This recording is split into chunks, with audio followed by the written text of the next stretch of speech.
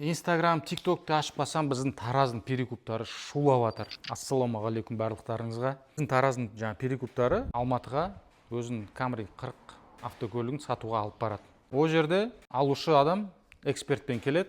Сөйтіп эксперт қарайды, төмен жақты ұрған кезде, мына есіктердің төмен жағын ұрған кезде, ол жерде заводтан негізі сәл қалыңдау жүреді.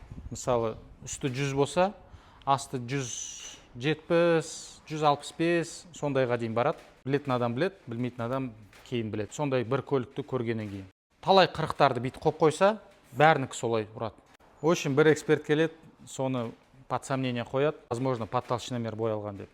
Спорласады, егерде заводской окрас болса, реально, онда алушы сатушыға 100 000 теңге береді. Егерде олай болмаса, онда сатушы алушыға 100 000 теңге береді. Келісетті, екінші эксперт шақырады. Екінші эксперт келеді, тақ, тоже 50-50. Үшінші эксперт шақырады, үшінші эксперт келеді. В общем, полный осындай консилиум жинайды да, сол консилиумда шешеді. Сонымен заводской окрас деп сондай шешімге келеді бәрі. Сөйтіп, алушы сатушыға 100 000 теңгесін санап береді.